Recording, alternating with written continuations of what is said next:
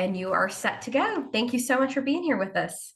No, thank you so much for having me. I didn't expect my bio to be read. I'm feeling a little a little bashful. So it's like, is that talking about me? Anyways, welcome everyone. I'm really thankful that you're all here with us today. And I really appreciate the time and the space to talk a little bit about dementia-friendly celebrations. So my name is Leah Daly, and we're just going to dive into some of the general things that I'd like people to do and to think about when we're considering dementia-friendly celebrations or festivities. And then we're going to get into a few specific things that people might want to do based on the different traditions and other things that are often found within these holidays. So I'm going to use the term dementia, Alzheimer's disease, neurodegenerative diseases pretty interchangeably today. As I'm sure many of us know, they are different. And if we could get into the details about their differences, but that would be a whole complete other presentation. So just know that I'll probably be using those phrases interchangeably.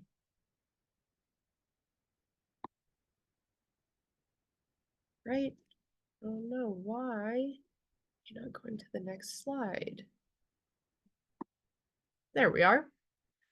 So our goal today is to create an inclusive environment to enjoy the holidays and celebrations, while at the same time understanding and adapting to changes and being aware of how the many emotions the holidays can bring up. So we're going to be trying to continue those celebrations, continue those happy feelings, those close feelings that the holidays and other celebrations bring up, while at the same time having an understanding that things are going to change for people, that the holidays or different celebrations can bring up strong feelings for people, and trying to hold both of these things at the same time and at times blend them together. So it can be really tricky to start off with.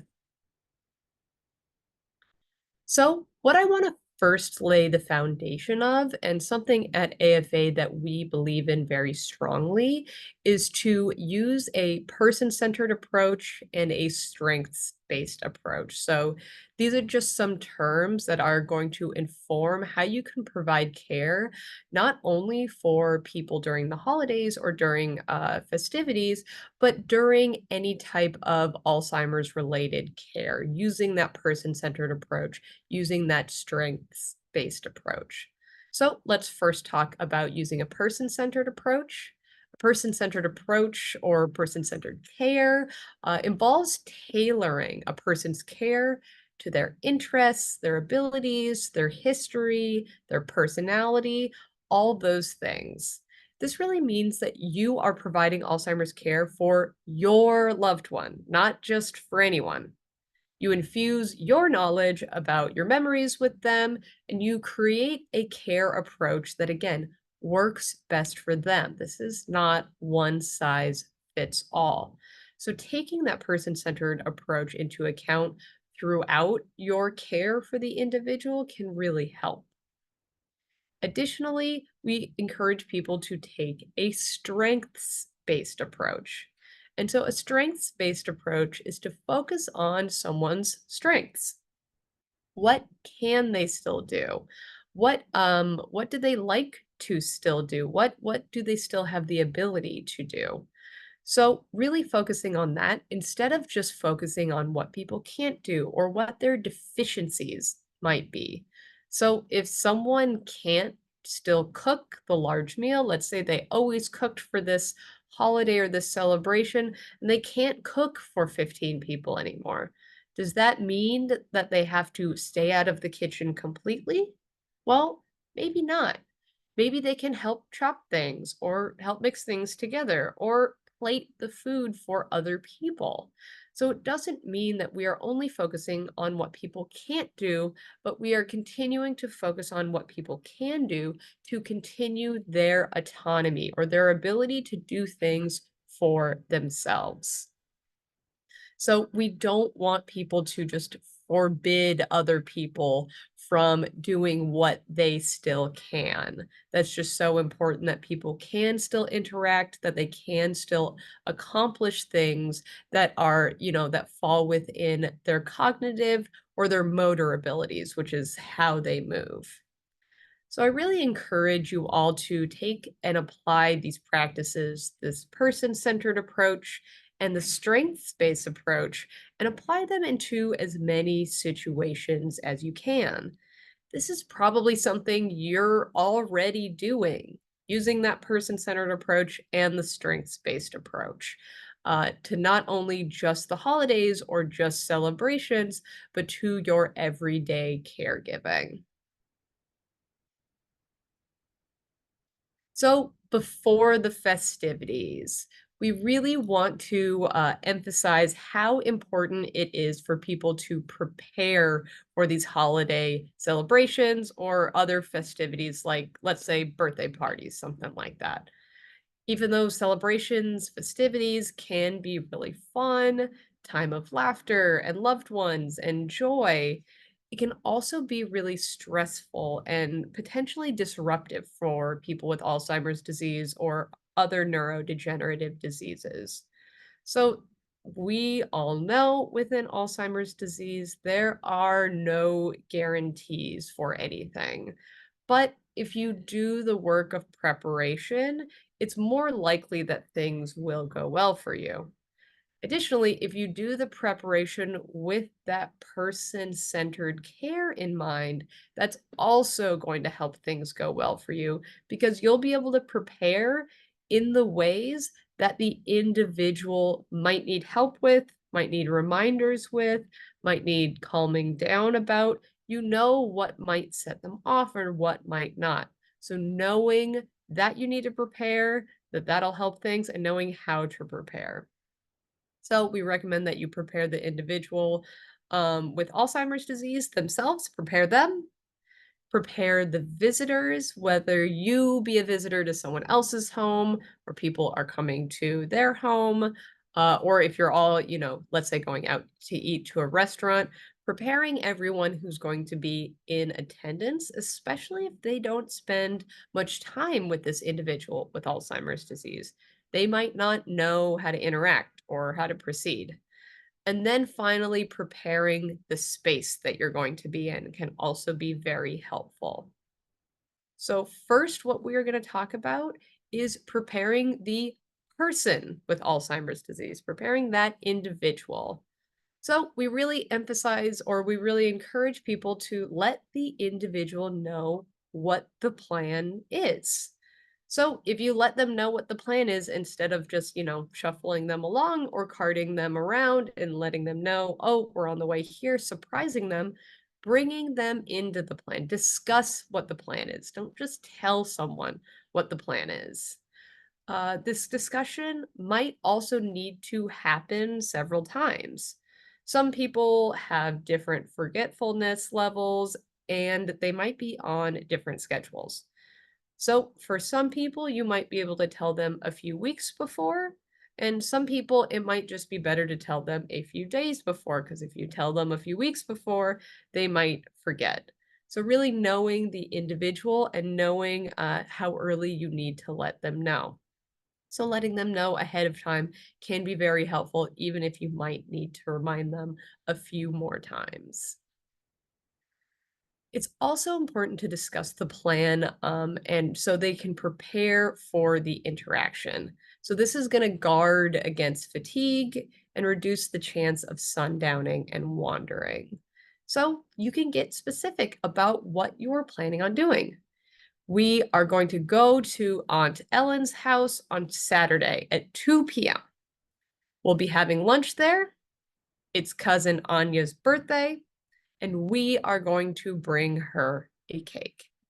So, what's really important here is that we are giving them information. We're giving them information in very short sentences, clear sentences, and we're also reminding people of their relationship. You said Aunt Ellen, cousin Anya. So we are reminding them, hey, this is how you're related to these people. Using their name, that can help stir memories. So, remembering to remind people of this and not necessarily giving someone too much information that might overwhelm them. You're just giving them what is the most important, that you're going at 2 p.m., you're bringing a cake, and that it's a birthday party. That can all be really helpful. So, discussing the plan can prevent, again, that chance of sundowning and wandering because they kind of know what is going to go on. And they're also aware if their schedule is disrupted.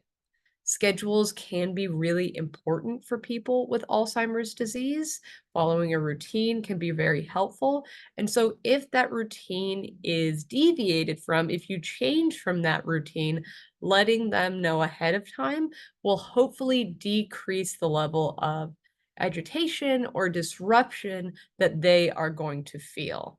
They know what's going to happen, they're likely to be less fatigued. You don't want to surprise people, confuse people, make them feel disoriented, because people are going to experience sundowning, disorientation, or wandering if they are confused, if they don't know what's going on, or if they're feeling frustrated because they feel like they were just surprised by this. So, this preparation can be important for the individual to take some power back so that they know what's going on. They can discuss with you what they'd like or what they don't like necessarily. Um, it might also be important to show people photos of some of the guests that they might see. Depending on their cognitive abilities, you can write little facts on the back of a photo or a post-it, something like that.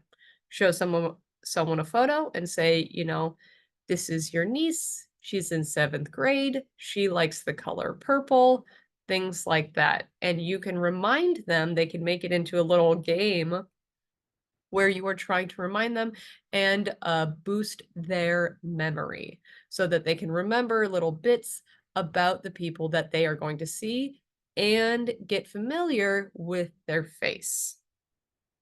Additionally, you can also consider a phone call or a video chat. So we have this picture here of this older adult chatting with someone in their life. This can be really helpful because you're not just looking at some of these still photos, but you're actually interacting with the person, you're seeing their face, and you're talking with them. This can also make the individual with Alzheimer's disease maybe a little bit less nervous because they will have talked with them, they will have interacted with some of the people that they're going to see before they see them in person. So, if that works for that person, if they're not going to become disoriented or agitated by a video call, that can be a really helpful tool before the celebration. So, in addition for preparing the individual for the celebration, you also need to prepare the visitors for the holiday. Visitors might be family members, loved ones, friends, people from the community. It can be very difficult for people to know how to interact with people with Alzheimer's disease. People might feel uncomfortable. They might feel like they're going to do something wrong or that they're not confident in how to interact with someone with Alzheimer's disease. Currently, there's still such a strong stigma of Alzheimer's disease that people don't always know what to do or they might feel uncomfortable.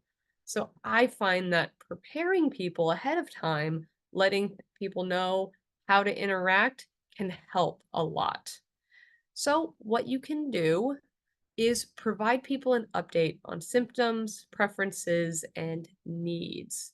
So you can let them know what you can, them being your visitors, you can let them know what to expect with people. Oh, they tend to do this. Oh, their memory usually acts like this. They actually are a little bit different now if their personality has changed, and you can let them know what is common and what is the type of behaviors that they are going to see more often, especially if these people aren't spending time with this individual with Alzheimer's disease. You can also offer suggestions for how to communicate and how to interact with people with Alzheimer's disease. A lot of the reason that people might not reach out or interact with people, their loved ones with Alzheimer's disease, is that they don't feel confident. They think that they're going to mess something up. And so, giving suggestions for how to best interact with people can really make people feel a lot more confident and like they're going to do it right. They're going to be more likely to interact if they feel like they can do it. So, you can offer suggestions. You can also suggest activities or even bring activities that that person with Alzheimer's disease can still do. So instead of the visitor taking a shot in the dark and saying, "Hey, would you like to do this? Hey, would you like to, play darts or shoot pool?" If you already know as their caregiver that that's not going to work so well for them based on how steady they are or how they hold things, you can suggest to the people at the party ahead of time, "Hey, darts might not be a good idea, but why don't you suggest playing cards with them or helping in this way?" So you can prevent any sort of awkward interaction and suggest other activities for people so that they can still engage with people. That is focusing on that strengths based approach. What can people still do? Next, you can, really focusing on that effective communication. We're actually going to get into effective communication a little bit more in the next slide about how to communicate best. You can also warn people about topics that might be upsetting to individuals with Alzheimer's disease. So, talking about certain family members or talking about certain memories or certain activities that that individual might not be able to do anymore can bring up some uncomfortable feelings and it can, sour their mood. And if you don't know that that's something that's going to make the individual with Alzheimer's disease upset, you might not know to avoid those topics. So if you know anything off the top of your head that they don't like to talk about or they don't like to do, or puts them in a bad mood or it makes them agitated, whatever, you can let people know ahead of time, hey, we try to steer clear of these topics because it makes the your grandpa feel a little bit better. That can always be really helpful. And then again, you don't have your visitors worried that they might say the wrong thing accidentally. So we also encourage people to just be open with family and loved ones. Encourage them to ask questions, especially with you as the caregiver ahead of time. You can always have a video call or an email thread or a phone call with some of the people ahead of time and open the door for asking questions. Let people know that there is no wrong question, there's no dumb question, and that might make them feel a lot more comfortable in interacting with someone with Alzheimer's disease. And remind your visitors, remind the people who are going to this celebration that this is a brain disease.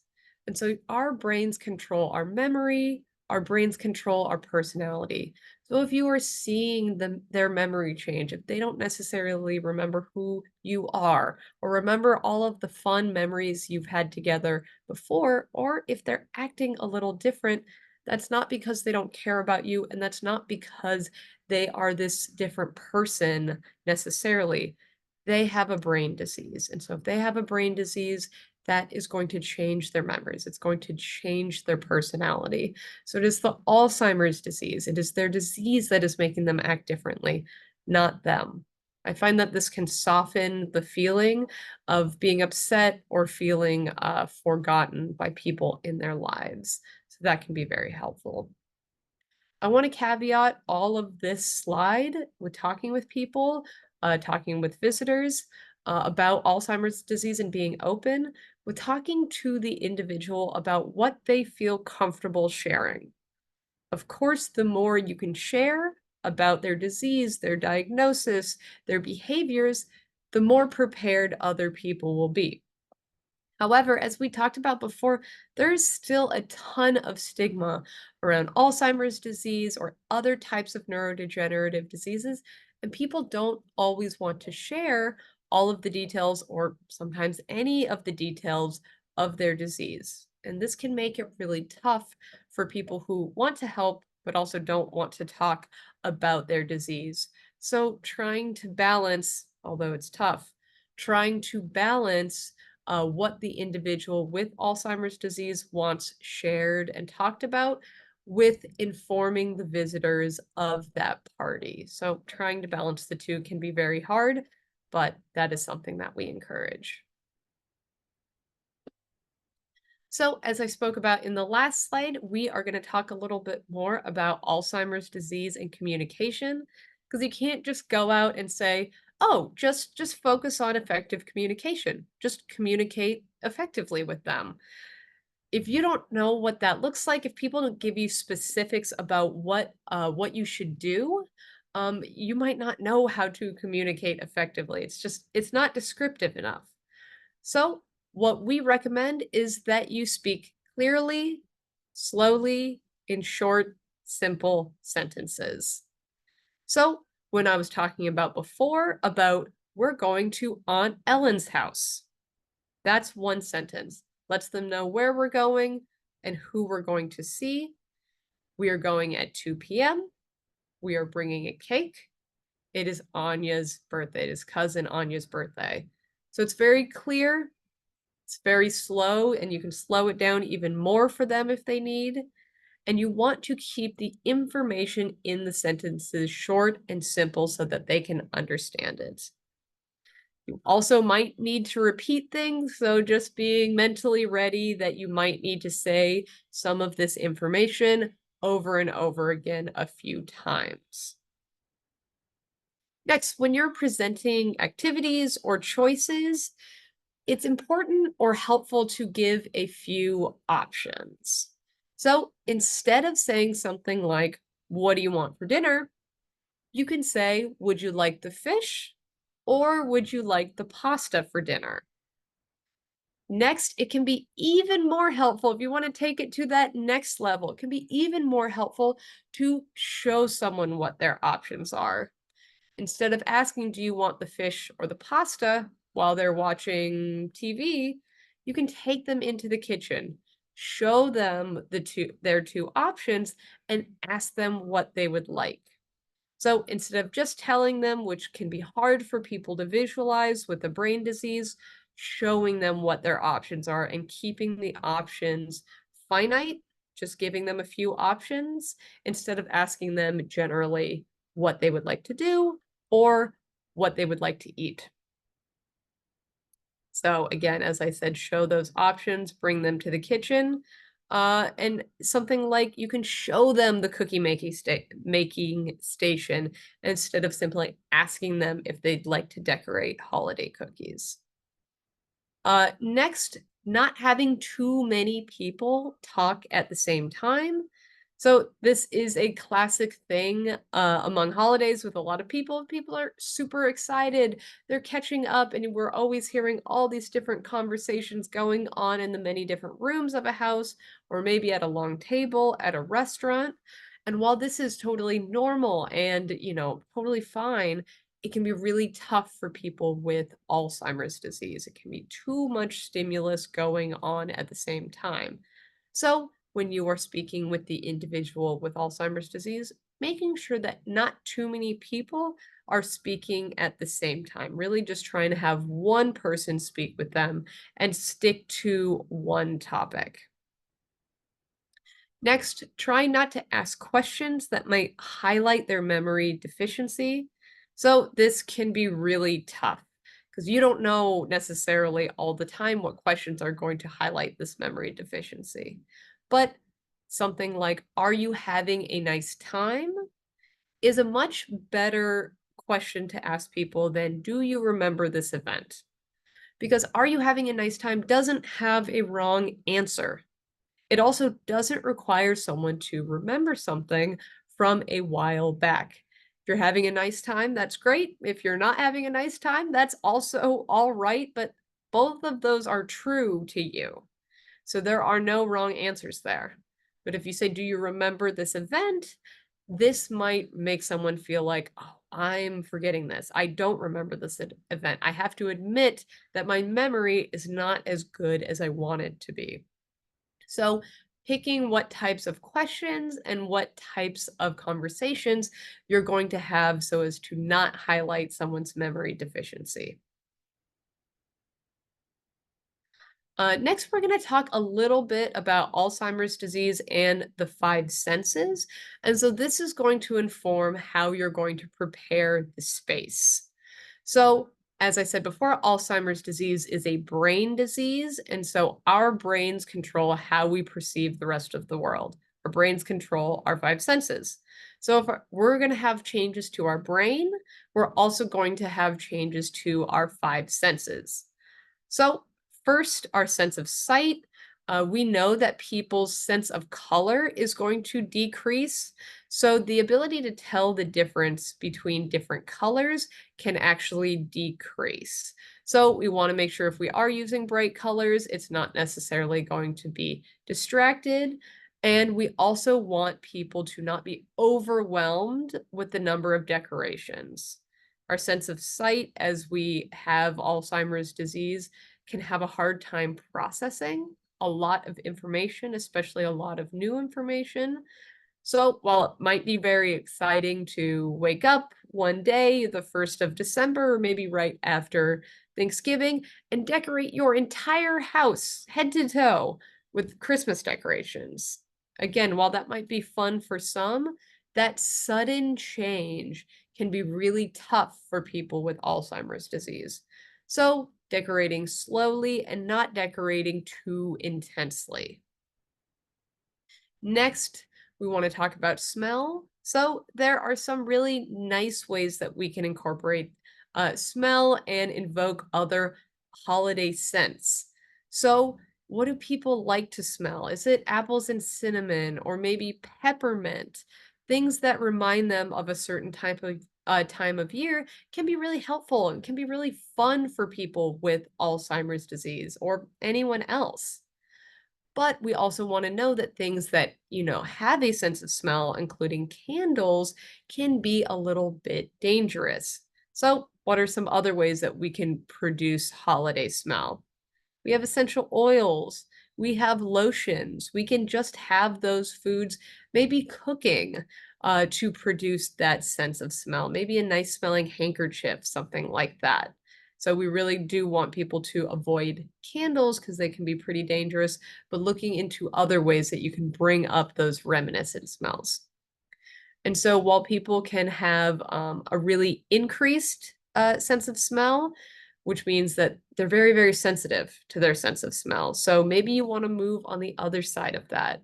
You want to say, oh, I know that I really like to smell peppermint throughout the house during the holidays, but someone's sense of smell might become very, very sensitive when they have Alzheimer's disease, which means that you can't make the house smell very, very strongly. On the other side of the spectrum, you might have people who have a much decreased sense of smell. So if they want to smell something, they might need to bring it right up to their nose to actually smell it and to get those fun holiday scents. So that's why we need to incorporate that person-centered approach. What is their sense of smell like? Is it very, very sensitive or is it very, very diminished? And going from there. Next, we can offer different types of food with different textures using different spices, and those spices or those flavors can be reminiscent of the holiday. So even if you can't necessarily incorporate things completely into how the holiday was before, you can still incorporate foods that they can still eat that are related to the holiday. You don't have to say, oh, because they can't necessarily eat solid foods or they can't eat crunchy foods anymore, that they can't have any holiday foods. Do what you can to continue to integrate parts of the holiday into things that people can still do. Next, we encourage holiday music or communal songs or prayers. Music is so important for people with Alzheimer's disease. It can really bring up a lot of memories, usually in a good way. And so happy music or holiday music can be really nice. Is there a Christmas album that people really like to hear? Or are there any songs that you can sing together? This can be really nice for individuals with Alzheimer's disease. So really encouraging that if that's something that that individual likes. And finally, we'll talk about our sense of touch. Our sense of touch can also increase or decrease as we progress through Alzheimer's disease. So for some people, their sense of touch can be very, very sensitive. So just being mindful of the types of fabrics and the types of things that they might touch. But on the other side, their sense of touch might be diminished. So it can be really nice to encourage people to interact with tactile activities around the holidays. You know, maybe baking cookies feels really good because they're kneading the dough, or maybe decorating the tree, they can feel all of the different pine needles, things like that. So that can all be very helpful. But just knowing that people's sense of sight, smell, taste, hearing, and touch are all going to change, and they're all going to change differently. Some people, again, very, very sensitive to different things, and people can be very, very diminished to some things. So getting to know the person and trying to integrate what that holiday smells like, what that holiday tastes like, what that holiday sounds like into ways that they can still interpret. Next, we talked about the five senses so that we could lead into prepping the space. So we want to prepare the space that you're going to be spending time in, whether it be the individuals with Alzheimer's disease, their space, their apartment, their home, or it be the space of someone else, someone else's home, or maybe a restaurant or some sort of site outside. We want to be mindful of prepping that space and getting people ready. So again, you have the individual who's ready, you have the visitors or the attendees of the festivities who are ready, and now we are going to think about getting the space ready for the individual with Alzheimer's disease. So first and foremost, and this is why I have it underlined, we want to be mindful of safety hazards. Mindful of safety hazards could mean putting away sharp objects or weapons, making sure that there are any cords or anything else that is underfoot is put away or taped down in some way. We don't want any trips or slips or falls. That can be very tough and very dangerous for people with Alzheimer's disease. We also want to make sure that any furniture or anything that is tall and heavy, including maybe a Christmas tree, is affixed to the wall and is solidly on there so it's not going to fall on anyone, especially if someone else trips, hold on to something. We don't want that. Next, we talked about before, we don't want to over decorate. Over-decorating can really overstimulate the individual with Alzheimer's disease. It could just be too much stuff going on, too many maybe sounds or blinking lights. And we also want to be mindful of someone's space being very, very different. We want people to feel comfortable in their space. We want them to feel at home. We want to boost that memory. So if we make their space look completely different, this can be very traumatizing for the individual. They might not know that they're in their home, and if you're not in your home, you might not feel safe. So we want to keep the person involved with decorating or the different activities. Because if they're involved with the decorating, they might remember it a little bit better. Remember when we put this tree up, or we put the tinsel around, or anything like that. So making sure that they are involved with the decorating can really promote that memory. And just allowing them to continue to be a part of this celebration. Again, it doesn't have to be every single way that they have celebrated before. If they can't get up on the roof and put Christmas lights up, that's okay. They can still maybe go out to the Christmas tree lot and help pick out a tree for you, something like that. There are still ways that people can interact. We really want to reduce clutter. Again, this helps with the eyesight. This helps with how people are feeling in their space. We don't want too much clutter. We want to be thoughtful about what decor we do put out. So we want to avoid fragile decorations. Fragile decorations might break, they might be sharp, they might cause someone to get injured or cut. So we want to be thoughtful about anything that can easily break. We also want to avoid decorations that look like food or edible things. This is very, very common to have decorations, non-edible things look like food. This can be easily confusing to someone with Alzheimer's disease. We don't want them hurt. We don't want them choking. We don't want, any sort of material going in our body that is not food. So being very thoughtful about completely avoiding decorations that look like food. So no food that isn't food, if that makes sense, and making sure to have activities available and different types of activities in different rooms. As I talked about before, you can have a cookie making station. You can have carols in a different room. You can have coloring books or other things that are not necessarily related to the holiday in a different room, so people can have the option to still interact and celebrate the holidays in different ways.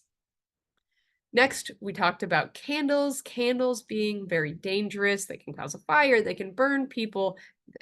Don't feel like I have to explain too much why candles can be dangerous. So instead of candles, if you're going for the scent, if you really want that nice smell, try other ways to produce a scent. As I spoke about before, there are essential oil diffusers. There are nice lotions you can use. There are ways that you can cook to really bring out those aromatics. Or if what you're looking for is the candlelight, maybe you're decorating a menorah, maybe you're decorating your area for Diwali. If you want those candles, trying electric candles so you can still have that candlelight without it being so dangerous. Next, being mindful of music. Music is an important part of people's celebrations, but music that is too loud, too complicated, or that might be going on at the same time as a lot of people talking can be really, really distracting and overstimulating. So, as I spoke about before, while music can be really helpful and really fun and ways to engage together and bring up these wonderful memories, it can also be distracting. So, when you are incorporating music, making sure to pay extra attention to the individual with Alzheimer's disease. Are they having a good time? Are they enjoying what they're doing? Or does it seem like they're becoming overstimulated? If they are, maybe turn down the music, maybe don't have as many people talk at the same time, work from there. And finally, if this is not in someone's space that you can control, being mindful about which restaurant or venue you do choose. See if it's going to be a very loud venue. See if this is a place that has a ton of lovely but maybe over the top decorations. Maybe that's not the best choice for you. And also to call ahead, call the restaurant, call the venue, see if they have any accommodations or if they have any help that they can provide you for individuals with Alzheimer's disease. They might be able to have some modifications. They might be able to give you all, a quieter room away from people. And so it never hurts to call and see how people can help. So now we're going to talk about during the celebration. So when you are at the celebration, let's say you're at someone else's house, we want to consider and maintain the individual's routine. So if they always eat lunch at a certain time, make sure to try to eat something still at that time or close to that time, even if the rest of their routine is altered. So doing what you can to make sure that the celebration in some ways looks similar to their everyday. You may need to connect with loved ones in a different way. So during the celebration, maybe bringing someone to interacting in a smaller group or in a different room, a quieter room with just a few people. That might be a little different than what you expect, but making sure that people are comfortable. Sometimes going to the celebration themselves is not the best choice. So you can maybe video call into the celebration, or maybe you can video call before or after if that might make them upset that they're missing it. And then, of course, having some activity based interactions instead of just talking with them or instead of just, talking about memories.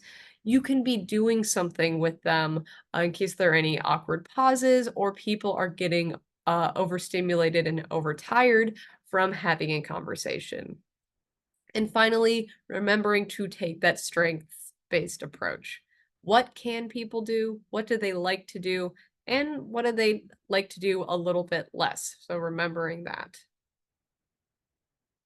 So, just very quickly, we're going to go over some of these basic tenets for how we're going to adapt holiday activities.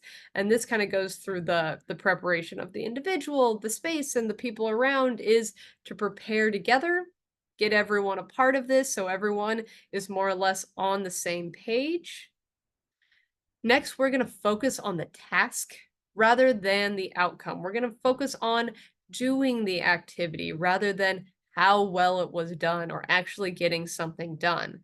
This can make those activity based interactions so much more fun. So it's not about how good the Christmas cookies look, it's not about exactly decorating the tree just so specifically, but it's about us doing it together and us spending time together and enjoying that. So being as flexible as you can.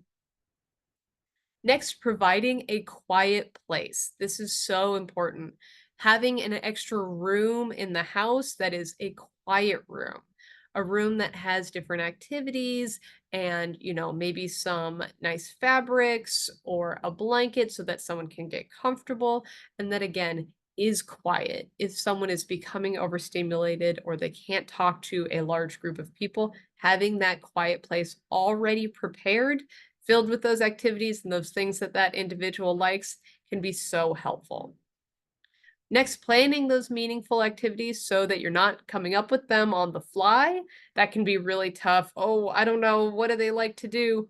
You can just say, I have these coloring books. I have these plans for what we're going to do. While we're here, we're going to do the cookie station. We're going to help mix these things. They're going to help me with this. And so if someone wants to do one thing and not the other thing, you have some backup activities in mind.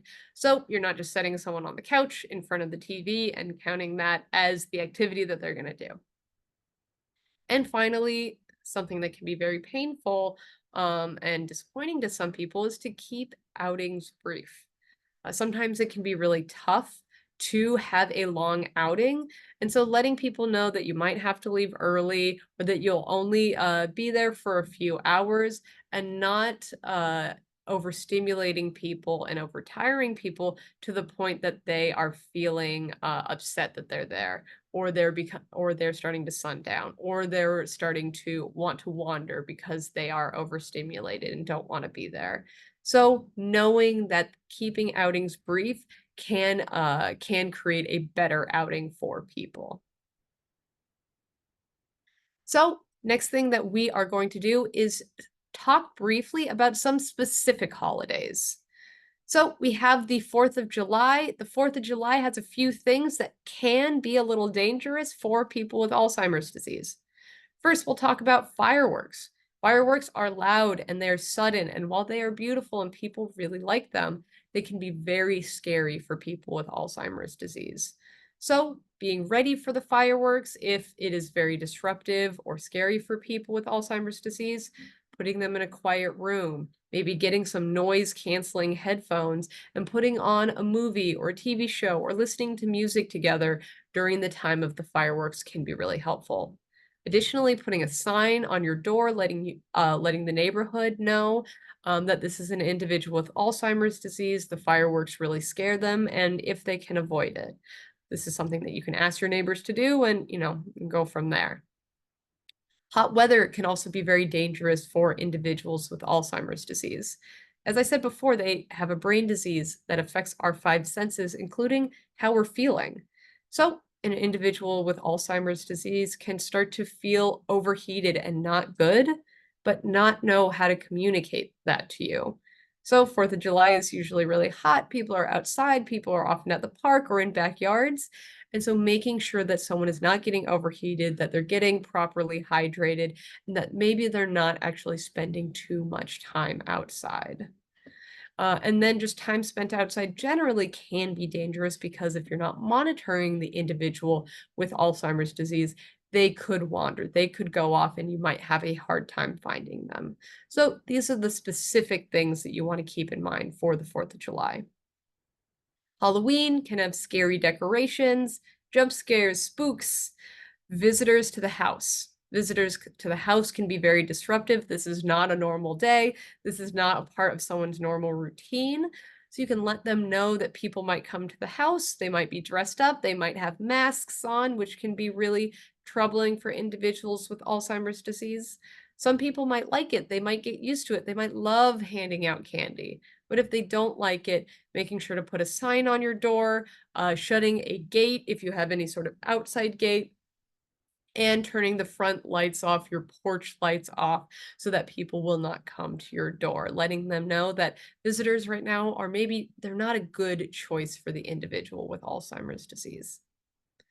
Next, we have Dia de los Muertos, which is a celebration very, very close to Halloween. So there are a lot of candles there. As I spoke before, candles can be dangerous, so we want to be mindful of them. Face paint, anything that's going to change your face, like a face paint or mask, can be very scary for individuals with Alzheimer's disease. They might not know what's going on. They might think that that is real and get really scared by it. We want to be mindful of face paint and masks, and Dia de los Muertos also has a lot of visitors to the house, so that can really change someone's routine. So being mindful of that. Thanksgiving has many, many people together, so that is just something we want to be thinking about because it can be very loud, very overstimulating, many conversations happening at the same time. So we just want to be mindful about how many people are together, how many people are interacting, and always having that quiet room prepared, off to the side. Hanukkah and Diwali have a ton of candles. Again, candles are the things that we want to think about with being dangerous. So making some alterations before the celebration, so you can still have candles, but maybe in a safer way. And New Year's Eve and Chinese New Year have a ton of fireworks. And I love fireworks. I think they look so cool. But if you aren't expecting them, if you feel like that's going to be something that is startling, that is upsetting, or that might really trigger someone with Alzheimer's disease, being mindful of that and both having some sort of headphone for the inside and then warning your neighbors, on the outside that that is something that is not going to be a good choice for the individual with Alzheimer's disease. So one of the things that we suggest is always having a backup plan. And so this is a lot of the things that I have already talked about. So using that person-centered approach, having many activities for what people like to do if they're engaging or going to a different house that they're not as familiar with, interacting with people that they're not as familiar with. What do they like to do? What can kind of calm them down if they are starting to become agitated? And that's where you want to know the person. Give them something they like to do. Do they like puzzles or coloring books? Or do they like a certain movie or a type of music? Or maybe it's a sweatshirt or a blanket that they can wrap around them that makes them feel calm and safe. So using that person-centered approach for both activities as well as de-escalation techniques. Next, having that quiet room. I've talked about it so many times, but it can be such a game changer for people. Having a quiet room ready with those activities that they like, with things that tend to calm them down. TV, music, something that is soft or something that their hands can do. That can be something like a fidget spinner or bubble wrap or some, Velcro that they can take apart and put back together. People really like things to do with their hands, and that can also calm them down. So having everything ready in that quiet room and then facilitating smaller group visits. Again, many, many people together can be a little overstimulating for people. And finally, have that backup plan, which might just be that you need to leave.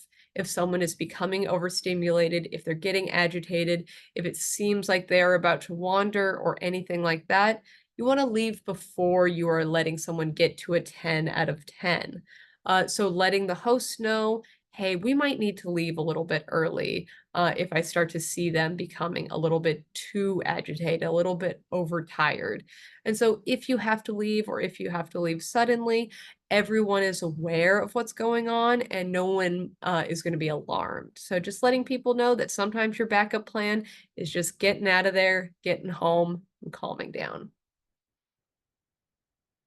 So, walking down memory lane is one of the things that I really encourage during the holidays. So, there are a number of different ways to walk down memory lane or bring up really happy memories without you feeling like, or without the individual feeling like you're quizzing them, without them feeling like, oh, I don't necessarily remember that. I hope I don't get the wrong answer. I hope no one knows that I don't remember this.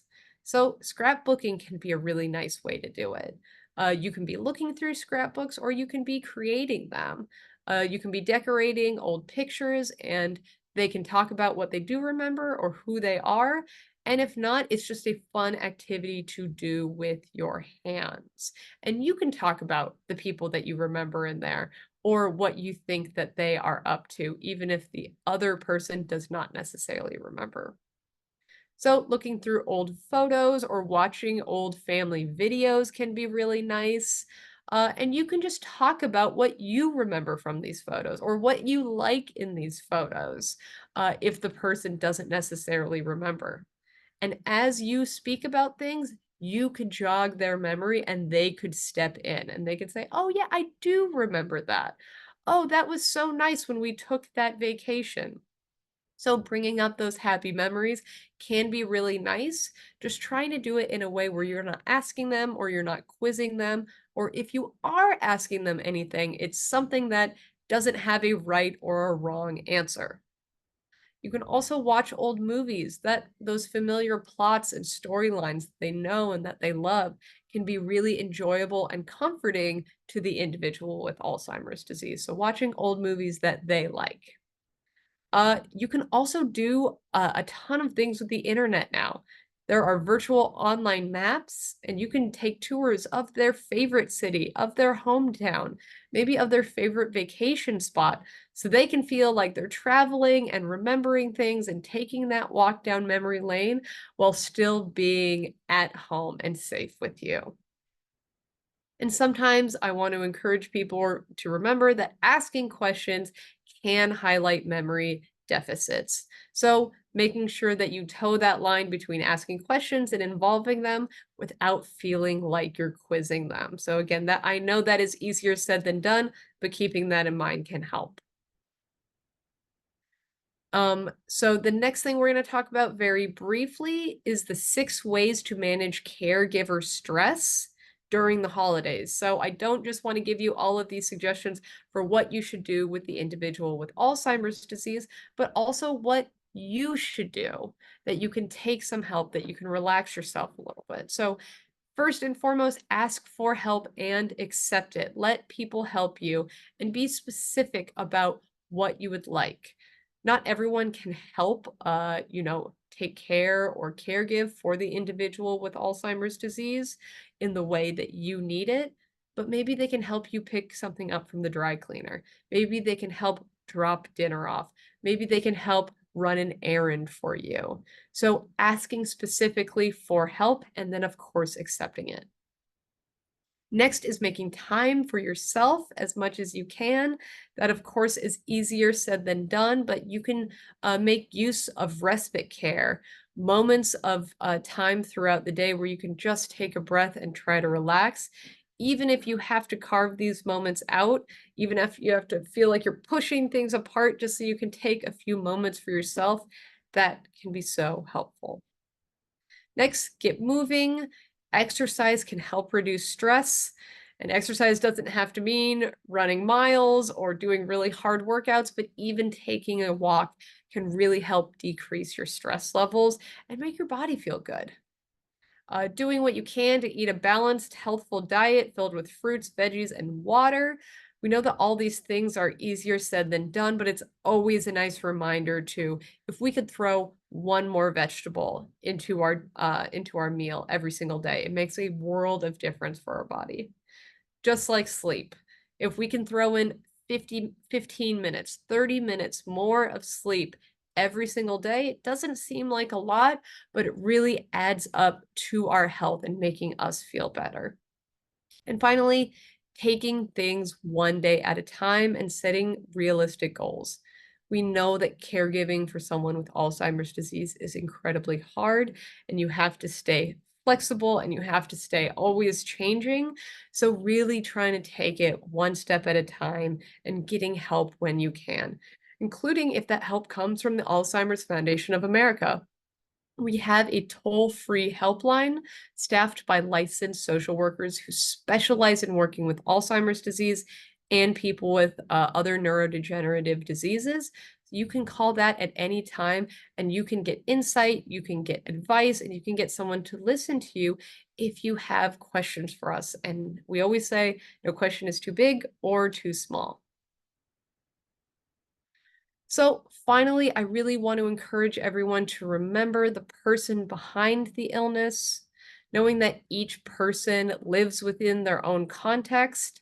That's why we want to have that person-centered approach. Knowing that a person is more than their diagnosis. They are an individual who has Alzheimer's disease and likely had a different job at one point, had different interests, had foods that they liked, foods they didn't like, traveled to different places, had friends, played sports maybe. There's just one part of them. So they're more than their diagnosis. And finally, to focus on their strengths rather than dwelling on the deficiencies. So of course, we started the presentation and ended the presentation focusing on that person-centered approach, knowing each person within their unique context, and that strengths-based approach. So focusing on strengths rather than dwelling on deficiencies. So that is the end of my presentation. I know I'm very close to the 2 p.m. time. So if anyone has any questions, I'd like to open it up. I'm not sure how you do questions here, but I am happy to answer anything to the best of my abilities. I see one in the chat now. My mother has dementia and currently lives in a memory unit. She's adjusted well to this facility and really likes it. I would like to take her home for a holiday meal. The problem is once we get her home, she refuses to go back to the facility. Any suggestions? So this can be really helpful to let the individual know, let your mother know, hey, we're going to be going for a little while. We are just going home for this holiday meal and really baking this into what you're going to be doing. Maybe planning something fun or something that she might look forward to that can only be done or only be found back at her memory unit can also be something, and you're reminding, oh, we can't stay here because you have to be home for tomorrow because you're going to be going to the museum with the group, or you're going to be doing this with the group. So these are just a few suggestions for what you can do, but this would also be a perfect question that you can ask to our social workers. I personally am not a social worker, and the social workers have really good specific social work suggestions for what you can do with this concern. But that's a really good question. I have a few, and I know our social workers have even more suggestions for you, Stuart. Thank you, Leah. That was an amazing presentation. I really, really appreciated your review of the five senses, but I also really loved your focus on the strengths perspective and just focusing on what a person can do. I love that. And I feel like that's helpful for all of us. So thank you so much for taking the time to share this information with us. Oh, thank you.